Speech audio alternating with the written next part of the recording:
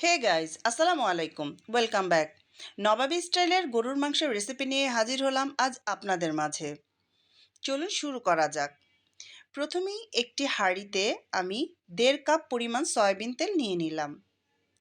এরপর এতে দিয়ে দিলাম ২-৩টে তেজপাতা, কিছুটা দারুচিনি, কিছুটা এলাচ এবং কয়েকটি লং। এরপর কিছুটা মেথি।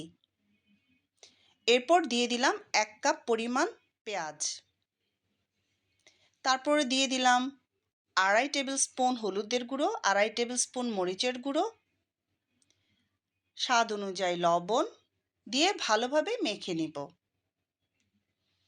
এরপর এতে অ্যাড করব ১/২ কাপ পরিমাণ টক দই, ১/২ কাপ রসুন বাটা, ১/২ কাপ গরম মশলা এবং ১/২ কাপ আদা বাটা।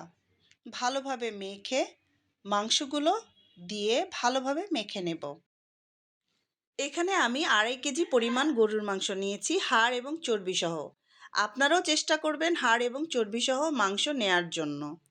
এরপর সবগুলো উপকরণ ভালোভাবে মেখে আমি এখানে ১ কাপ পরিমাণ বেরেস্তা দিয়ে দিয়েছি।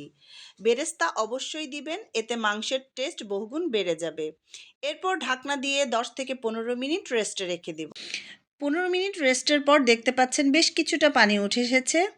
এবার চুলায় বসিয়ে মিডিয়াম আঁচে রান্না করব। আমি এখানে মেথি ব্যবহার করেছি। মেথি আমাদের শরীরের জন্য অনেক উপকারী, তাই মেথি ব্যবহার করার চেষ্টা করবেন। আমি এখানে যেই উপকরণগুলো ব্যবহার করেছি এর সবগুলো উপকরণই দেওয়ার চেষ্টা করবেন। এতে মাংসের টেস্ট বহুগুণে বেড়ে যাবে। দেখতেই পাচ্ছেন মাংসে একদম পানি শুকিয়ে এসেছে। এবার আরও কিছুটা সেদ্ধ হওয়ার জন্য এতে যোগ করব কিছুটা পানি। পানি দেওয়ার পর কিছুক্ষণ নেড়ে ঢাকনা দিয়ে মাংস সেদ্ধ হওয়া পর্যন্ত অপেক্ষা করব। এরপর ঢাকনা তুলে ঝোল কিছুটা শুকিয়ে এলে এতে দিয়ে দিব কয়েকটি আলু বোখরা। তারপর দিয়ে দিব কয়েকটি কাঁচামরিচ